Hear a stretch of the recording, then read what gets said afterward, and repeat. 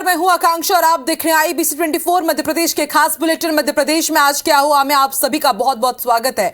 तो मध्य प्रदेश में आज दिन भर क्या हुआ है इस एक बुलेटिन में हम आपको पूरी जानकारी देंगे। शुरुआत करते हैं आज की सबसे बड़ी खबर के साथ। तो मध्य प्रदेश में मोहन सरकार का शपथ ग्रहण समारोह आज संपन्न हुआ।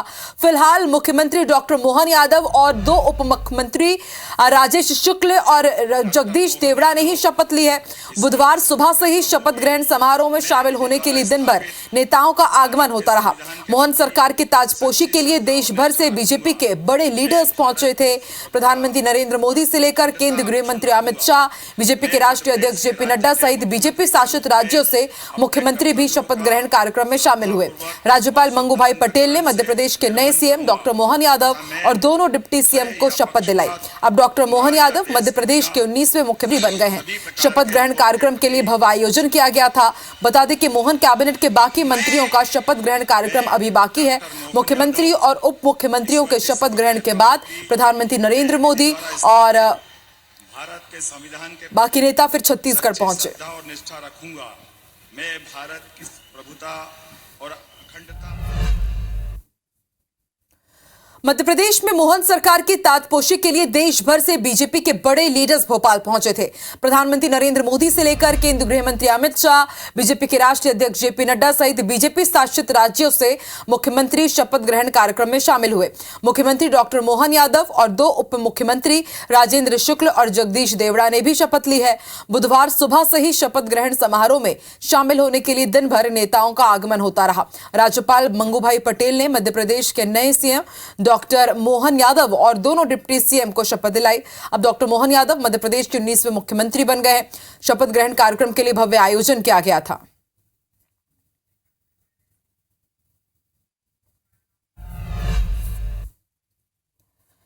मध्य प्रदेश के मुख्यमंत्री डॉक्टर मोहन यादव शपथ लेने के बाद आज उज्जैन पहुंचे और वहां पहुंचकर उन्होंने बाबा महाकाल के दर्शन किए और उनका आशीर्वाद लिया और उसके बाद दोबारा वो भोपाल पहुंचे। तो तस्वीरें हम आपको दिखा रहे हैं क्योंकि महाकाल की नगरी उज्जैन से ही ताल्लुक रखते हैं डॉक्टर मोहन यादव, यही उनकी जन्मस्थली है। और ऐसे में जैसे ही उन्होंने शपथ ग्रहण किया और उसके बाद वो सीधे उज्जैन पहुंचे और उज्जैन में बाबा महाकाल के दर्शन किए, पूरे विधि विधान से उन्होंने पूजा अर्चना की और उसके बाद दोबारा भोपाल रवाना हुए।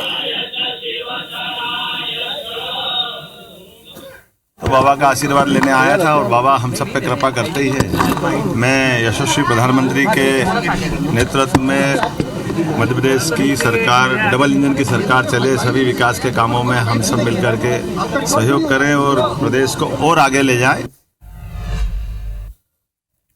डॉक्टर मोहन यादव उज्जैन में बाबा महाकाल के दर्शन करने के लिए पहुंचे और उसके बाद सीधे भोपाल स्थित मंत्रालय पहुंचे, जहां उन्होंने पदभार ग्रहण किया। बताया जा रहा है कि थोड़ी देर में मंत्रालय में जो बैठक की शुरुआत होने वाली थी वो भी शुरू हो चुकी है। आज उन्होंने मंत्रालय में बैठक भी की। तो सीएम मोहन ने पदभार ग्रहण किया है, उसकी तस्वीरें हम आपको दिखा रहे हैं। मंत्रालय वो पहुंचे उज्जैन से सीधे और उसके बाद जो भी औपचारिकताएं रहती है पदभार ग्रहण करने की उन्होंने उसे पूरी की और फिर इस दौरान उनके साथ डिप्टी सीएम राजेंद्र शुक्ल भी मौजूद रहे।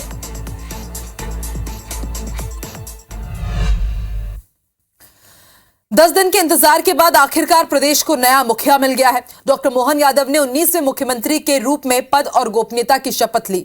साथ ही उप मुख्यमंत्री पद के लिए राजेंद्र शुक्ल और जगदीश देवड़ा ने भी शपथ ली। लेकिन अब सवाल है कि मोहन यादव मंत्रिमंडल में कौन शामिल होगा और कब तक मंत्रिमंडल का इंतजार करना होगा।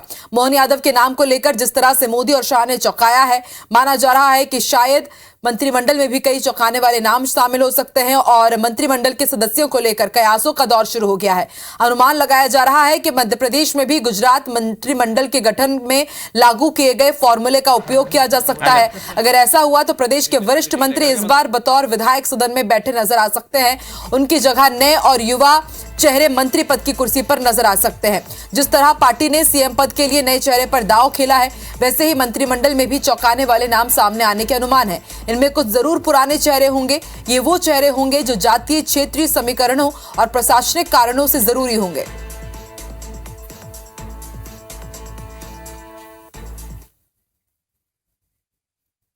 कैबिनेट के विस्तार को लेकर क्या चल रहा है सर? अभी जो शपथ हो जाएगी उसका कैबिनेट का कैसे ये माननीय मुख्यमंत्री से पूछिए आप लोग। आपको आपकी तो बात ही हुई कुछ ना कुछ नहीं, कैबिनेट ये को लेकर। कैबिनेट के बारे में मुख्यमंत्री शपथ ले रहे हैं मालूम हम लोगों के लिए। देखो भाई, हम संगठन के एक सिपाही हैं और हमारी कोई महत्वाकांक्षा नहीं है।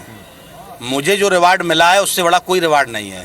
जो लाहौर क्षेत्र की जनता ने मुझे रिवार्ड दिया है उससे बड़ा कोई रिवार्ड नहीं हो सकता, वो मुझे मिल चुका है। अभी बाकी है तो अभी फिल्म भी बाकी है। पीछे खड़ा हुआ व्यक्ति, उन्होंने कहा ना सबका साथ, सबका विकास और सबका विश्वास, जो पीछे पंक्ति में खड़ा है उसको आगे लाने का काम केवल मोदी जी करते हैं और इसके अलावा और कोई नहीं कर सकता। हम ये माने कि प्रीतम लोधी मंत्री बन सकते हैं? बिल्कुल, मैंने कहा क्या मोदी जी कुछ भी कर सकते हैं, ये मान के चलिए। और मोदी जी जो करेंगे और कहेंगे वो सबको स्वीकार है। मोहन यादव जी के कैबिनेट में संजय पाठक जी दिखाई देंगे? ये भी भारतीय जनता पार्टी के शीर्ष नेतृत्व को तय करना है। मध्य प्रदेश पूरे 20 साल बाद डिप्टी सीएम देख रहा है। मुख्यमंत्री डॉक्टर मोहन यादव के साथ आज जगदीश देवड़ा और राजेंद्र शुक्ल ने डिप्टी सीएम की शपथ ले ली है। शपथ लेने के बाद डिप्टी सीएम जगदीश देवड़ा ने IBC 24 से एक्सक्लूसिव बातचीत की और कहा कि जनता के भरोसे पर खरा उतरना बड़ी चुनौती रहेगी।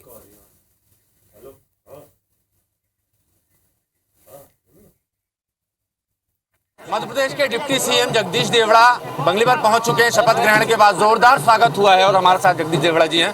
भाई साहब, बहुत बहुत बधाई, आज शपथ ग्रहण फिलहाल हो गई आपकी। क्या प्राथमिकताएं रहेंगी सबसे पहले? प्राथमिकता एक ही है, प्रदेश को हम आगे बढ़ाएंगे, चहुमुखी विकास हम करेंगे और जितने विकास हुए हैं उसको और आगे बढ़ाने का काम हम करेंगे। आप वित्त मंत्री थे सर, हमने आर्थिक प्रबंधन आपका देखा, बहुत बेहतर रहा। जब आप लोग सरकार में आए तब बहुत ज़्यादा स्थिति ठीक नहीं थी मध्य प्रदेश की आर्थिक तौर पर, लेकिन आपने अच्छा मैनेजमेंट किया और उसके नतीजे भी हमने देखे। आगे भी क्राइसिस है, चूँकि लाडली बहना योजना है और तमाम बड़ी फ्लैगशिप योजना है आपकी। इसके लिए आपको भी धन्यवाद दे रहा हूँ और हमारे यशस्वी मुख्यमंत्री जी शिवराज सिंह जी चौहान के नेतृत्व में काम किया है, तो उनका मार्गदर्शन भी हमें मिला है। और अभी नवनिर्वाचित मुख्यमंत्री आदरणीय हमारे डॉक्टर मोहन यादव जी बैठे हैं, तो उनके नेतृत्व में सब मिलकर के काम करेंगे और इस प्रदेश को हम आगे बढ़ाने का काम करेंगे। वित्त विभाग क्या सर माने आपको मिलने वाला है? अभी क्योंकि फिलहाल आपके अलावा वित्त मामलों के जानकार या एक्सपर्ट इस तरीके से मध्य प्रदेश अभी बहुत सारे एक्सपर्ट हैं जी, सब अनुभवी लोग आए हैं इस बार, सब जीत करके, कोई कमी नहीं है। जो जिम्मेदारी मिलेगी उसको निभाएंगे। ठीक। ये थे जगदीश देवड़ा, मध्य प्रदेश के डिप्टी सीएम हैं और दावा कर रहे हैं कि मध्य प्रदेश बेहतरी के रास्ते पर जाएगा, जो भी संभव होगा वो करेंगे। और लाडली बहना योजना जिस तरीके से क्रियान्वित पिछली सरकार में की गई थी उसी तरीके से आगे भी चलती रहेगी और मध्य प्रदेश सरकार की तमाम जन हितैषी योजनाओं की डिलीवरी मध्य प्रदेश की बीजेपी सरकार करती रहेगी। कैमरामैन दीपक के साथ नवीन सिंह, IBC 24 भोपाल। IBC 24 पर आम से लेकर खास तक सभी का भरोसा लगातार कायम है। ये हम बस आंकड़ों के आधार पर नहीं कह रहे हैं, बल्कि हमेशा लोगों ने हमें ऐसा कहने का अवसर खुद ही दिया है। आज भी इसका एक ताजा उदाहरण देखने को मिला। जब मध्य प्रदेश के डॉक्टर मोहन यादव मुख्यमंत्री पद की शपथ ले रहे थे, तो उस दौरान उनके पिता घर में IBC 24 पर बेटे के शपथ ग्रहण समारोह की सीधी तस्वीरें देख रहे थे। डॉक्टर मोहन यादव के पिता ने न सिर्फ बेटे के शपथ ग्रहण समारोह का सीधा प्रसारण देखा, बल्कि हाथ उठाकर उन्हें आशीर्वाद भी दिया।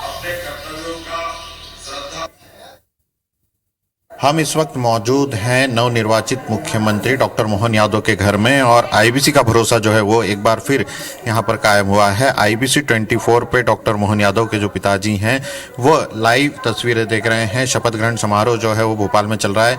मेगा कवरेज जो है वो IBC 24 कर रहा है और उसकी सीधी तस्वीरें जो हैं वो IBC 24 पर दिखाई दे रही हैं। और फिलहाल उज्जैन स्थित घर में उनके पिताजी जो हैं वो IBC 24 पर सीधा शपथ ग्रहण समारोह जो है वो देख रहे हैं। एक नई सरकार जो है वो यहाँ पर दिखाई देने वाली, MP में मोहन सरकार जो है वो बन रही है और उसी सरकार को देखते हुए उनके पिताजी जो हैं वो यहाँ पर मौजूद है। जिस तरह से मेगा कवरेज जो है IBC 24 कर रहा है उसका भरोसा जो है वो आज भी कायम है और यही कारण भी है कि CM के घर में IBC 24 पर सीधी तस्वीरें देखी जा रही है। उनके पिताजी जो है भोपाल नहीं पहुँच सके हैं, उम्रदराज पिताजी, इसलिए उन्हें भोपाल न ले जाते हुए घर में ही रखा गया था और घर में वे अपने बेटे को CM बनते हुए IBC 24 पर लाइव देख रहे हैं। लगातार हमारे सारे रिपोर्टर जो हैं वो सीधी तस्वीरें यहाँ पर दिखा रहे हैं और यही कारण है कि IBC 24 की विश्वसनीयता जो है वो यहाँ पर बनी हुई है। और पिताजी के साथ जो परिजन उनके घर पर उज्जैन में मौजूद हैं वे सभी IBC 24 पर इस मेगा कवरेज को देख रहे हैं। नंदन सिंह पवार के साथ अंशुल मुकाती, IBC 24 उज्जैन। मुख्यमंत्री डॉक्टर मोहन यादव की बहन कलावती से IBC 24 ने खास बातचीत की। उन्होंने कहा कि ये बीजेपी है, पार्टी के निष्ठावान कार्यकर्ताओं को उभारने का काम करती है। मोहन यादव भी अनुभवी है, छात्र जीवन से ही राजनीति में सक्रिय रहे हैं, ABVP और राष्ट्रीय संघ से जुड़े रहे हैं, इसलिए संगठन ने उन्हें इतनी बड़ी जिम्मेदारी और ये बड़ा दायित्व दिया है। देखिए,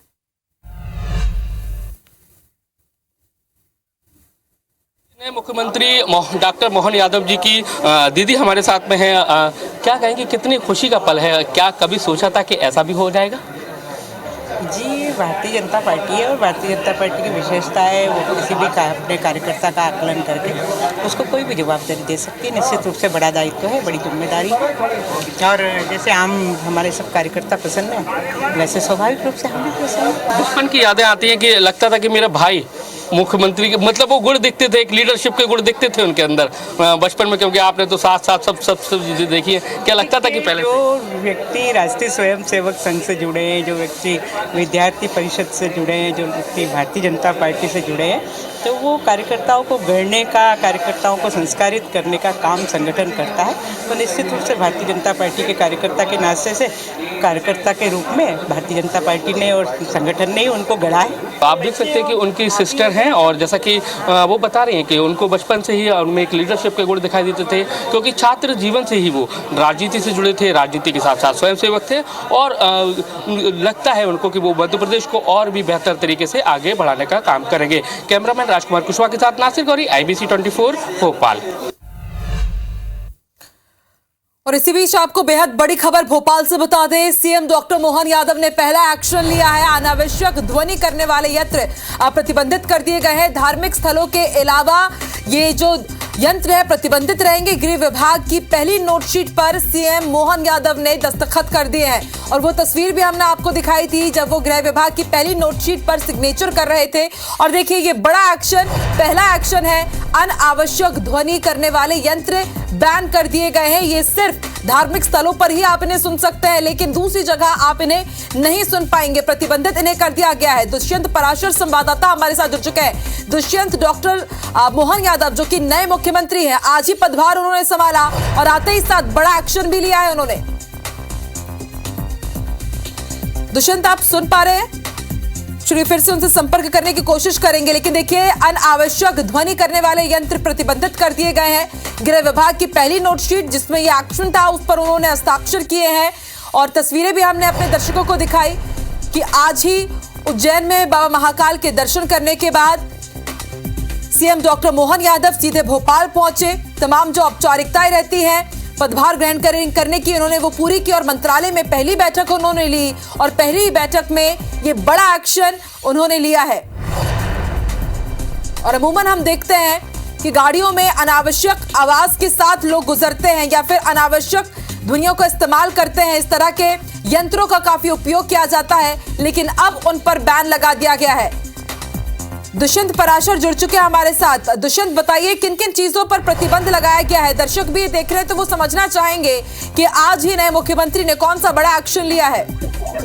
देखिए, सर्वोच्च न्यायालय ने एक निर्देश जारी किए थे समय समय पर। उन निर्देशों को अनुक्रम में राज्य शासन ने जैसे ही मोहन यादव सीएम बने हैं उसके बाद सबसे बड़ा फैसला ये लिया गया है कि किसी भी तरीके की ध्वनि विस्तारक यंत्र यानी लाउड स्पीकर, डीजे जो है उनका उपयोग मापदंड के अनुसार ही किया जा सकेगा। अगर मापदंड तय कर दिए गए हैं, कितनी डेसिबल उनकी आवाज होनी चाहिए, किस तरीके से क्या उनको उसका उपयोग करना है और क्या उनका समय रहेगा, कि मतलब रात में 10 बजे के बाद या 11 बजे के बाद इस तरीके के जो ध्वनि विस्तारक यंत्र होंगे उनका उपयोग पर प्रतिबंध लगाया जा सकेगा। तो ऐसे में इस पूरे मध्य प्रदेश कोलाहल नियंत्रण अधिनियम, ध्वनि प्रदूषण विनियम और नियंत्रण अधिनियम के तहत प्रावधान किए गए थे और उसी प्रावधान के तहत अभी ये पूरी व्यवस्था लागू कर दी गई है। इसके तहत एक निर्देश जो है गृह विभाग ने जारी किया है तमाम सारे जिलों के जिला कलेक्टर्स को, एसपी को इस बात को लेकर कि इन तमाम सारी जो गाइडलाइन जारी की गई है इस गाइडलाइन के पालन में 31 दिसंबर तक पूरी जो समीक्षा है वो की जाए और उस समीक्षा में पूरी जो रिपोर्ट है वो गृह विभाग के पास पहुंचाई जाए ताकि वो सीएम को अवगत करा सके कि किस तरीके से जब ये व्यवस्था जारी की गई है तो पूरी तरीके से प्रतिबंध जो है वो लगाए गए हैं और जो लाउड स्पीकर मंदिर और धार्मिक स्थलों पर भी इस बात को लागू किया जाएगा, लेकिन उस परिधि में रहकर, मतलब उस परिधि के बाहर अगर ज्यादा ध्वनि विस्तारक यंत्र प्रदूषण फैलाते हैं, ध्वनि प्रदूषण फैलाते हैं तो उन पर भी कार्रवाई की जाएगी। मतलब इस पूरे देखिए अगर पूरे आदेश की तो लाउड स्पीकर और डीजे अगर वो धार्मिक संस्थाओं के भी हैं या धार्मिक स्थलों के भी हैं तो उन पर भी कार्रवाई की जाएगी, साफ कर दिया गया सरकार ने। शुक्रिया। बड़ा एक्शन जो है वो पहला।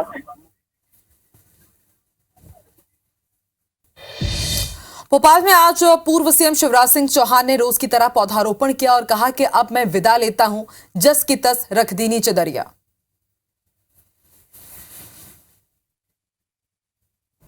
आज 11:30 बजे मध्य प्रदेश के नए मुख्यमंत्री जी शपथ लेंगे और मुझे पूरा विश्वास है वो मध्य प्रदेश की समृद्धि और विकास को और जनता के कल्याण को नई ऊंचाइयों पर ले जाएंगे। भोपाल में बीजेपी समर्थकों ने शिवराज सिंह चौहान का आज काफिला रुकवा दिया। शपथ ग्रहण स्थल के बाहर बीजेपी समर्थकों ने उनका काफिला रुकवाया और बड़ी संख्या में इस दौरान शिवराज सिंह चौहान के समर्थक मामा मामा के नारे लगाते हुए नजर आए।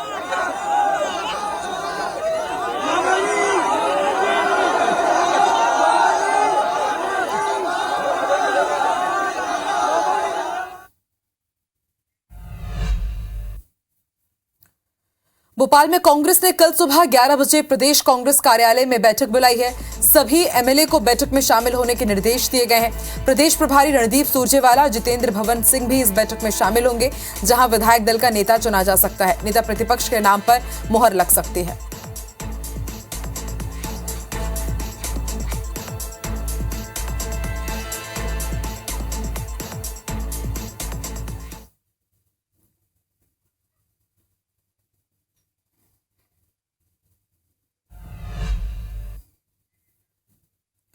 मध्य प्रदेश के खंडवा के साथ ही पूरे निमाड़ अंचल में अवैध हथियारों का कारोबार करने वाले सिकलीगरों की आमद एक बार फिर से दिखाई दे रही है। खंडवा पुलिस ने अवैध पिस्तौल ले जा रहे राजस्थान के 2 आरोपियों को गिरफ्तार कर उनके पास 7 पिस्टल और 10 जिंदा कारतूस बरामद किए हैं। खंडवा के कोतवाली थाना पुलिस ने इस मामले में बुरहानपुर के 2 आरोपी श्रीधर महाजन और रणवीर को भी आरोपी बनाया है। पुलिस ने 2 आरोपियों को गिरफ्तार कर लिया है। प्रारंभिक पूछताछ में हथियारों की खरीद फरोख्त करने का अपराध इन्होंने स्वीकार कर लिया है। राजस्थान के 2 अपराधियों को 7 पिस्टल और 10 कारतूस के साथ पकड़ा है। उनके विरुद्ध आर्म्स एक्ट के तहत केस दर्ज किया है। इनका आज पीआर लिया जाएगा और उसके पूछताछ के बाद और भी जो तथ्य आएंगे उनका सत्यापन करके वैधानिक कार्रवाई करेंगे। और मध्य प्रदेश से जुड़े हुए इस खास बुलेटिन में फिलहाल इतना ही। आगे देखिए छत्तीसगढ़ी भाषा में नंबर 1 बुलेटिन। हमर बानी हमर गोठ। मुझे दीजिए इजाजत। नमस्कार।